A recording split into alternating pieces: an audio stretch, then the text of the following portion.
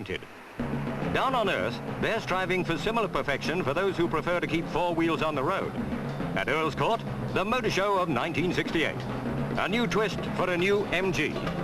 A shine enough to make anyone reflect that great and common desire to own a new car, especially the new one from the Jaguar stable, the XJ6.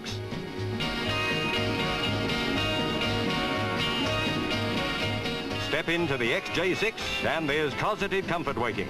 But under the bonnet, there's a choice of two power units that push it along like a racing car or purr along smoothly for sedate driving. Then there's the Triumph 2.5 PI. The PI stands for petrol injection. That means no carburetor, more power, greater economy. The fresh air fiends are well catered for too with the Bond convertible.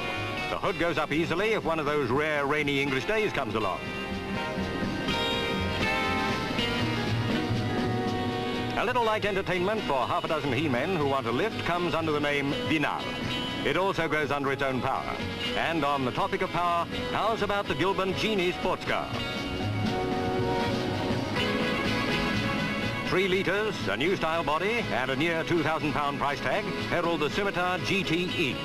Nice car, but it can't do 168 miles an hour like the Pininfarina styled Berlinetta. It's pretty lush inside too.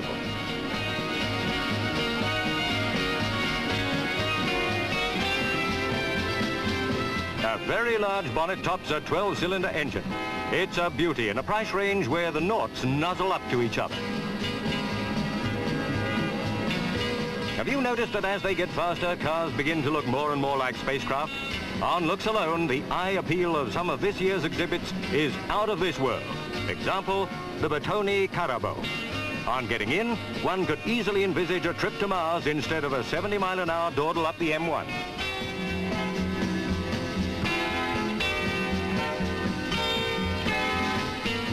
For the technically minded motorist, this year's show at Earl's Court is paradise.